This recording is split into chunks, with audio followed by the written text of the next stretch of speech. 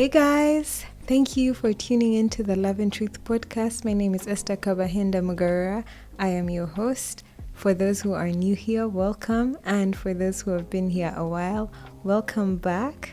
Apologies for not uploading an episode in forever. Another day, another excuse, and I won't waste your time giving you all my explanations and long stories. But yeah, happy new year 2025. I know I'm late to this train also, but just know my wishes are well for you. Also, happy Women's Month to especially all the women who are listening in. I am currently recording this on the second last day of March, so tribute to you guys. Anyway, okay, this episode is titled Why Do You Believe What You Believe? And specifically in regard to religion and faith. Oh, by the way, you haven't seen these? My accent failed a bit there. But yeah, these are the new microphones. Just so I'm kidding, guys. I'm improvising. Yeah, so bear with me. Anyway, so also, I'm reading from my notes on the side for those who are watching. Why do you believe what you believe?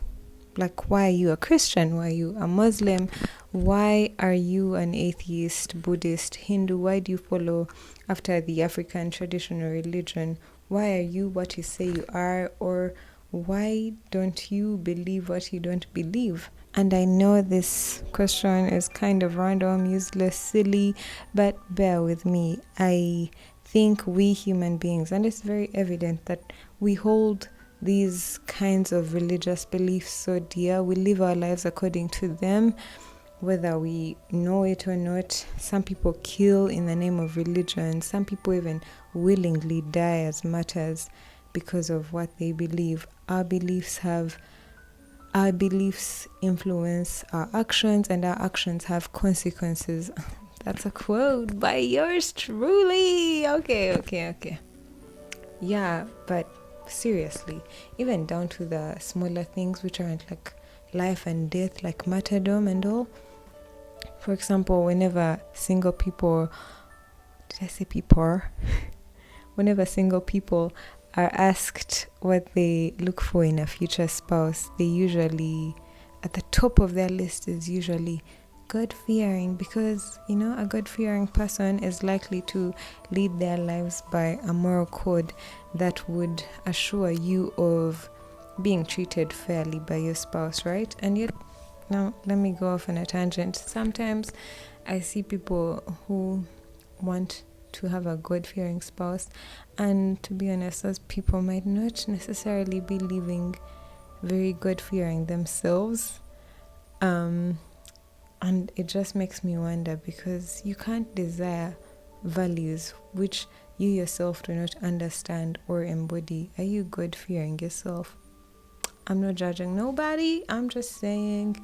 Yeah, I have an uncle who, as far as I know, he's non-religious, and one time a daughter of his brought home a potential spouse of a Muslim, and he was displeased, and I was shocked. I was in awe and marveled at his displeasure. Like, why does it matter to him? Because he doesn't even care about religion, he doesn't care about church, he's like in a Christian family and all, but like, why would it matter to him? But it mattered somehow.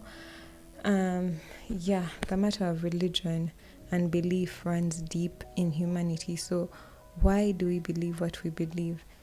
In my tiny mind, I came up with a few reasons. These are some few reasons I could think up for why people believe what they believe.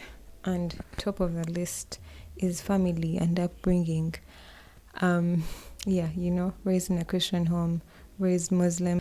Or for some people, it's the culture and the geographic location where they exist. For example, most of the world assumes that anyone from the Middle East is most likely Muslim, because that's a predominant religion in that area. And then some people are religious or not because of trends and the influence of others. There's this familiar Christian movie plotline which goes like a kid who was raised Christian goes to university and meets their science professor who happens to be atheist, and that kid probably starts, doubting their faith and all, and maybe turns atheist or something. No shade to any of those movies. But yeah, and then also some people believe what they believe or are religious because for society's sake. Religion promotes good morals and peace, promises peace in a turmoiled world. And yeah, I think most of us fall into this category that I'm about to mention, where our reason for believing or having a faith at all is because we fear death and we fear eternal damnation, as in going to HE double hockey sticks. Yeah, so like better safe than sorry. So let me pick a religion and, be safe. Yeah, so many reasons why. I shared in the last episode a story from my own experience that led me to start asking myself that question. And today I will be sharing more on the conclusion I came to and why I believe what I believe. But like most people, again, if someone asked me back then, my first answer would probably be because I was raised in a Christian home. But then I was met with difficulty and hardships that caused me to question life in general, and I started doubting what I was raised to believe. I started asking those deep questions. What is life? What's the purpose of life? What's the meaning of life? If there's a good God out there, why is there all this suffering? Of course, I was selfishly looking at my suffering at that time, my own challenges within that moment. I'm not really looking at like the world suffering, like some person who cares about the world so much. Anyway, yeah. So I used to ask my Christian friends these questions, and they didn't give me satisfactory answers at that time. Some were telling me to just have faith, just keep believing, because Christians are taught to live by faith and not by sight. I was also seeing many arguments online against Christianity, and those pushed me into more doubting. So yeah, and then recently, there's been surveys and statistics about millennials and my generation, the Gen Zs. Yeah, I'm young. Lol, I'm the oldest Gen Z alive, probably. No, I'm not, but yeah. Yeah, so, but I think this statistics at the other end, I feel like it's more of millennials who are leaving religion in droves according to these surveys. And these people who are leaving religion also have their reasons why. Hypocrisy in the church, religion doesn't satisfy their intellectual pursuits. Religion is for babies, and we have grown up from all those fairy tale stories of fish eating men, and yeah, like you can't just live by faith all day when science explains it all. And then also the reason of religions apparently encourage bigotry. They hate the gays, they hate the niggers, they hate the women. It's a white man's religion. I mean, religion is just man-made institutions put in place to perpetuate control and manipulation and oppression of the weak. And yeah, and then just knowing that there's like 10,000 religions in the world. Yeah, I thought I was exaggerating as I wrote my notes, but I googled and I confirmed that there are indeed apparently 10,000 religions in the world. Yeah, so to me at that time when I was doubting my faith and all, the religions seemed to all say the same thing. Obviously, now I know better that they actually make different claims, but that's a discussion for another day. But yeah, they all apparently offered solutions and answers and hope and all that. So what's a human to do? Like, should we believe them all? Should we believe none? Should we have one for each day? Like, that would be confusion of the highest order. Yeah, so eventually I had to come to the realization that with all the options out there, I needed to believe, not because of what I was raised in, not because it makes me feel good, not because it's trendy, but eventually and ultimately because it is true. Yeah. And the first thing in finding out what is true is asking, is there even a God, or are we just here by random chance? And I did some digging into the science, and it's exciting. Yeah, because the argument, at least culturally, is usually God versus science, the spiritual world versus the natural world, the unseen versus the seen. And science, first and foremost, says that the universe where we live seems to have had a beginning. You know, that Big Bang Theory, and again, I won't bore you with many details. You can do further research through the links in the description that I will place in the description. But yeah, these are quick fun facts. So, you know, Einstein, possibly the world's most famous scientist, he predicted in one of his theories called the general relativity theory that the universe is expanding. And later, an astronomer called Edwin Hubble, he proved Einstein's theory while he was looking through his telescope, and he concluded that the universe is indeed expanding. And yeah, so how does this universe expanding have to do with anything we are talking about today? Well, the book I actually got these interesting facts from, it's called I Don't Have Enough Faith to Be an Atheist, and it explained that the universe expanding means that if we had gotten a video recording of the universe expanding, but we played it in reverse, if we went to the very beginning of that, the very end of the video, we would get to a place where there's no matter, there's no time, no space. That would mean that the material world that we are existing in right now came from nothing, so to speak. And if that nothing is something or someone, then it has to be something or someone that is way bigger and way beyond time, beyond space, beyond matter. Someone or something infinite. And that kind of sounds like the definition of God. Yeah, so the universe, this Einstein and Hubble and all these theories, they prove, the science proves that the universe hasn't always existed as some people have claimed. Even if there were alternate universes, just based on this one that we exist in, those alternate universes had to have a beginning. Yeah, so before we make any conclusions, the arguments for God's existence at all, like before we look at whether it's Jesus, whether it's who and who, the arguments that sold me the most are two. Number one, that the universe, the natural world, is so intricately designed, and then also the fact that there's such a thing as morality, that there's the existence of good and evil.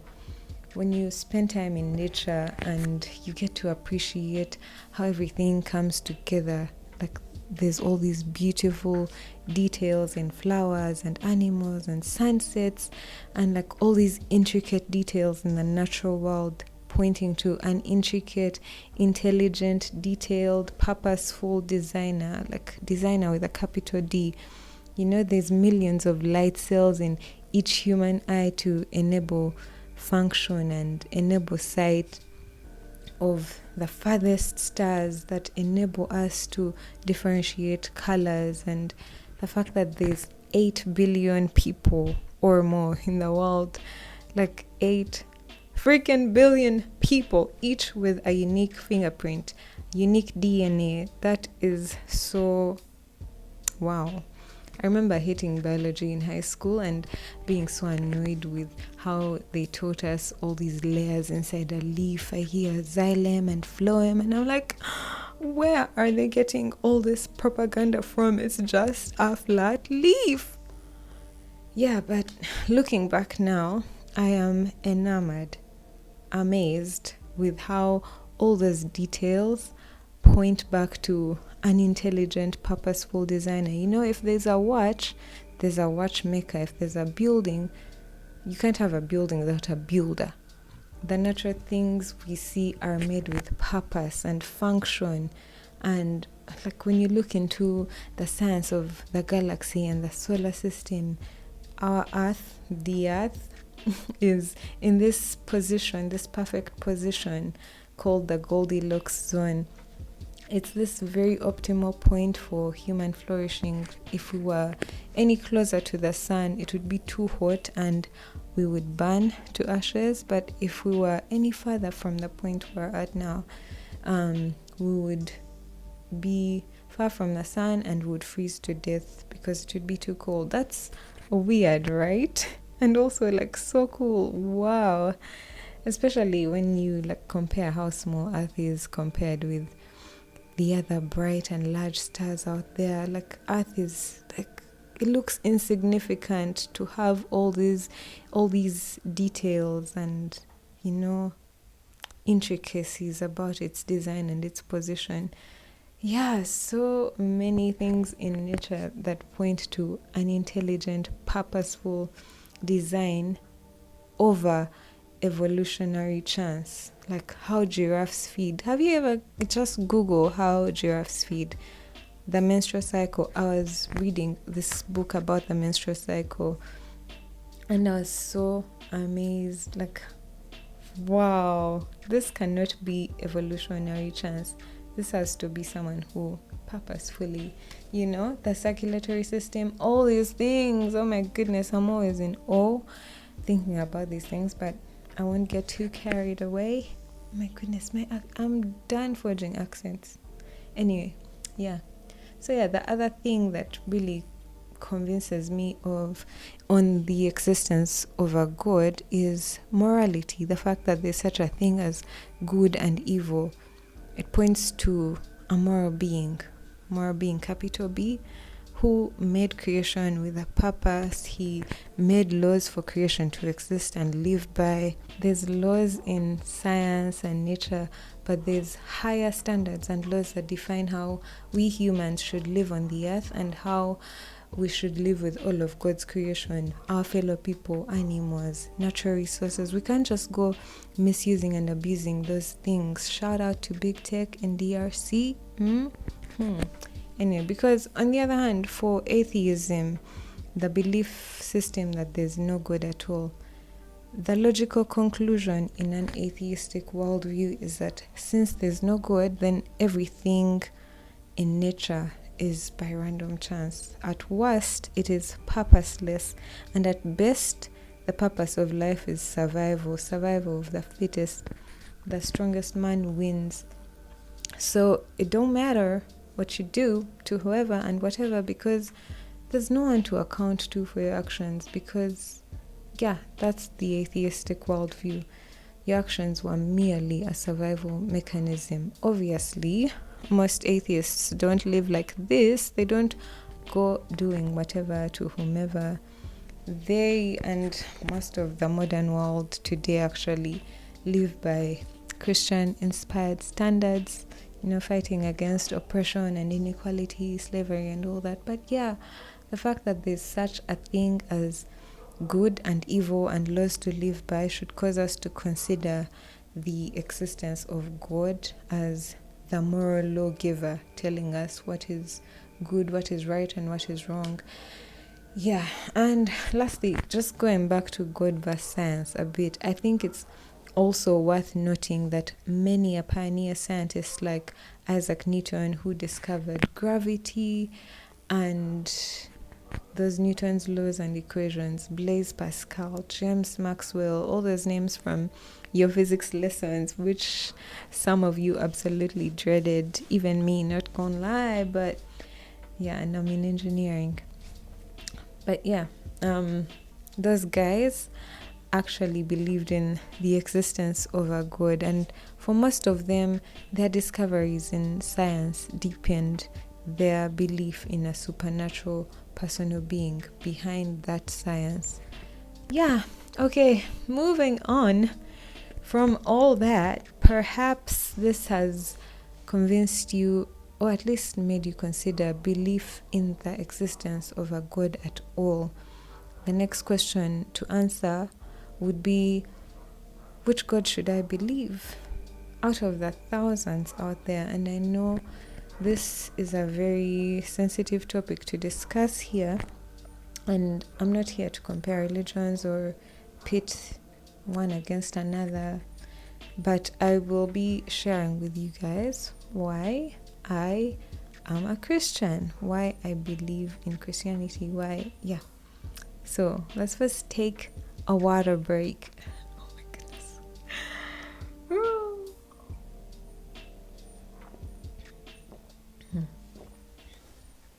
Okay. So, as I had shared in the previous episode, I had an existential crisis in my university, and yeah, many people actually do. But yeah, I came to a point where I realized my faith should be my own, not my parents, not what I was raised to be. But yeah, I decided to read a book by a Muslim who was who converted to Christianity, because I was curious to see why he was joining a religion for which I was looking for the door out. Like, what good is there in Christianity after it has caused me all this pain? I learned so much about the Christian faith from reading that book, and I recommend it so much. It's called Seeking Allah, Finding Jesus. Me, who had called herself a Christian for almost 20 years, I thought I was this church girl, pastor's kid who knew the Bible in and out. But after reading that book, I found out that there's like so much more to my faith than what I knew. I knew nadas, kind of. Like, maybe one time a well-versed Hindu could have easily swayed me to their religion, I don't know. But yeah, Christianity, you guys, Christianity has such a rich history. You know how they say the Bible is just man-made stories to control people, blah blah blah. Actually no. So Christianity, it's an offshoot of Judaism. That's the Jewish religion. But it's based on a man, the most famous man in world history, called Jesus, who has been researched on and scrutinized by so many people, historians, scientists, archaeologists, scholars of different kinds, who are atheists, who are Christians, who are non-Christians, and of other religions. And they have all concluded that this man Jesus, he wasn't a myth, he was not a legend. He was indeed a man who walked and talked and did and said the things that he did. He healed sick people, he raised dead people, he was kind to outcasts like lepers and tax collectors and prostitutes. He said some shocking things like he is God, he is the Son of God, he is the promised Messiah for the Jews. He said that he was the only way to the Father. He said that if you saw him, you saw the Father. Like, some crazy things. There's someone who wrote, it's C.S. Lewis.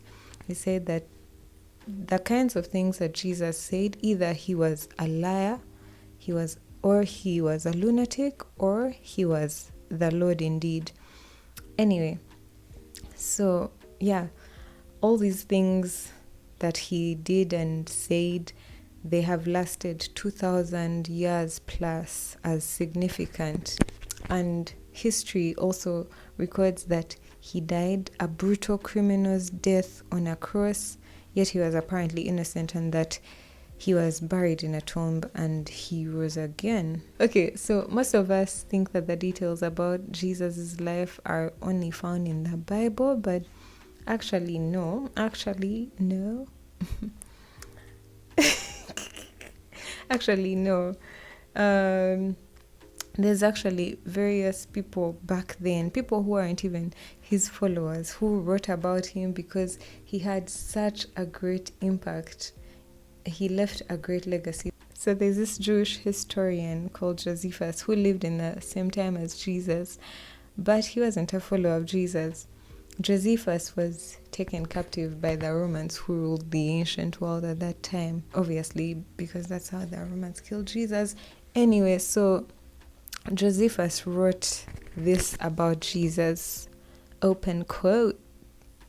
At this time of Pilate, there was a wise man called Jesus whose conduct was good and was known to be virtuous. And many people from among the Jews and other nations became his disciples. Pilate condemned him to be crucified and to die, but those who had become his disciples did not abandon his discipleship. They reported that he had appeared to them 3 days after his crucifixion, and that he was alive, that he was perhaps the Messiah, whom the prophets recounted wonders. That perhaps, close quote, end quote, yeah, end quote. Yeah, so that perhaps, to me, it was his skepticism shining through, because Jesus' disciples really did believe that Jesus was the Messiah. Anyway, so Josephus is one among other historians who lived within that time of Jesus, approximately between 4 BC and 100 AD. Jesus died at 33 AD, but we give it 100 AD because of the eyewitnesses. There were eyewitnesses who encountered Jesus, who read these things that were written about Jesus, and these eyewitnesses were still alive to approve or disprove what was written. Yeah. And then as for the books that were written by Jesus' disciples, which are called the Gospels, Matthew, Mark, Luke, John, they were also written within a time frame that eyewitnesses were still alive, and they could also approve and disprove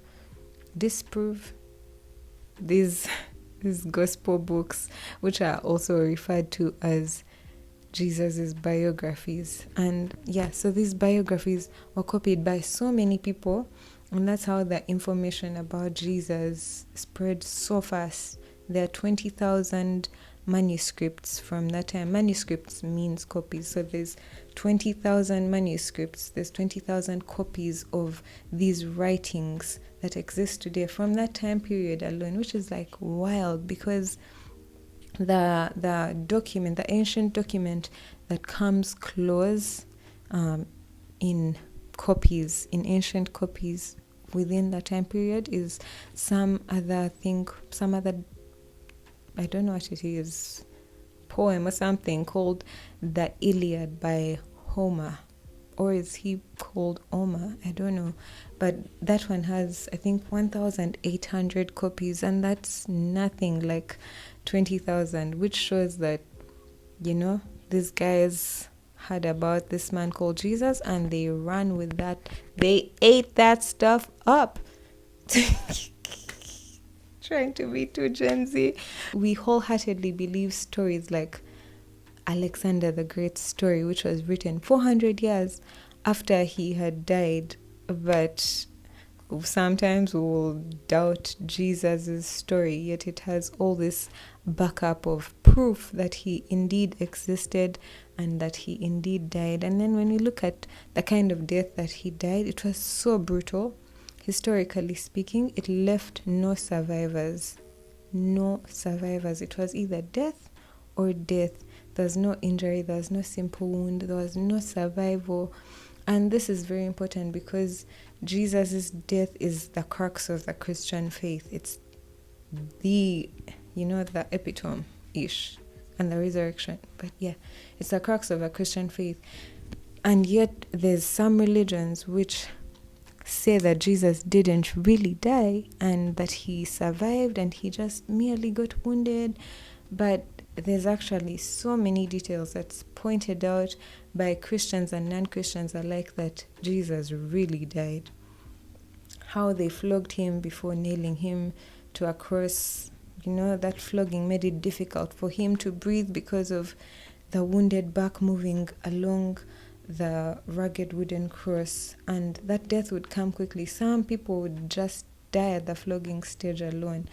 And how they pierced him on the side to prove that he was dead, and out came blood and water, which is apparently a normal occurrence for that kind of death according to scientific research, scientific evidence. And then to top it all off, the indispensable fact of the resurrection of Jesus from such a brutal death. Like, that death disfigured people, but the fact that he resurrected and he was, alive and well, which proved those shocking statements that he had mentioned, that I mentioned earlier, that he is God. It proved that he is God when he resurrected from the dead, that the tomb is empty, and his disciples could not have stolen his body because the tomb was protected by Roman soldiers. Over 500 people said that they saw Jesus alive and well. He was not wounded or in pain. After that news that he had risen from death, even the fact that his disciples who had run away from him, they had hidden in shame and denied him when he was about to die, these guys suddenly came out bold and shameless to the death, claiming that he is indeed risen from death. They were more than willing to die for telling the truth that they had seen, that Jesus is indeed God, as is seen in his victory over death. So that's some interesting facts. Water break number 2.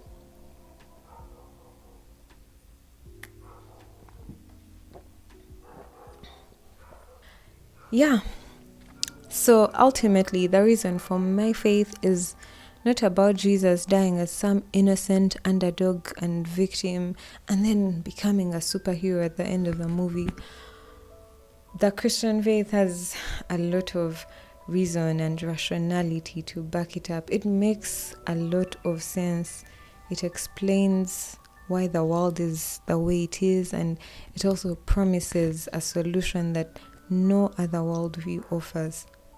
The solution of God who is perfectly just and coming in mercy to meet the justice that he demands by taking the penalty for people who had wronged him, people who deserve the punishment of death, and instead he gives them life. Like, whoa, that's power right there. That's power right there. The power to punish and yet the power to forgive your enemies. And then also the science, the power to create all the beauty that we see. It was ultimately God's mercy and God's kindness that led me to repentance and to truly believing in him. And Christianity can be tried. Christianity can be tested. Every religion deserves to be tried and tested.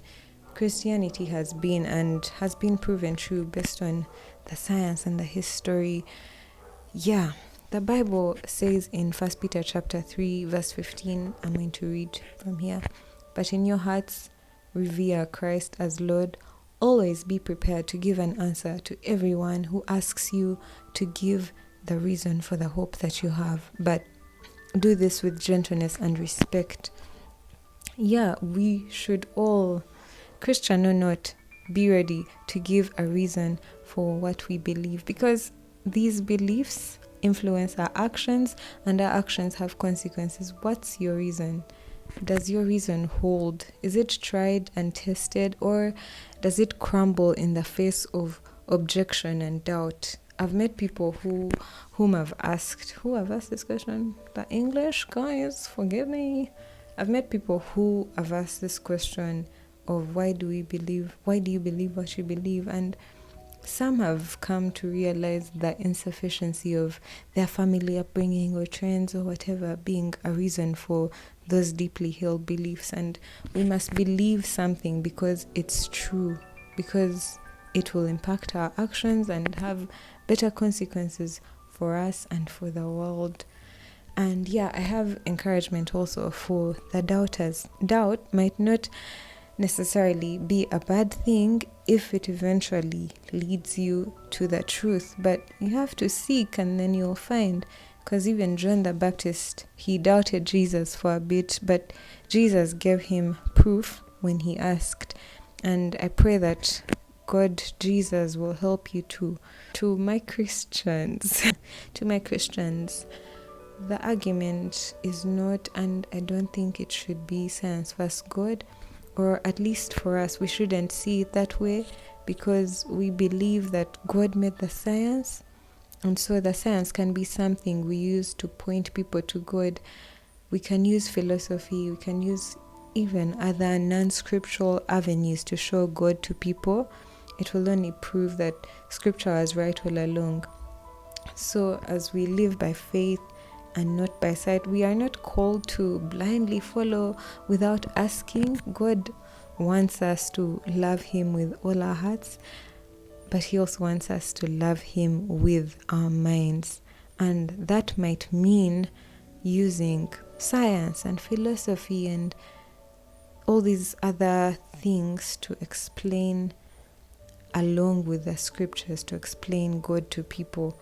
Many of us have gone out to share our faith with non-believers or generally interacted with them, but we are not equipped with answers and reasons for our faith.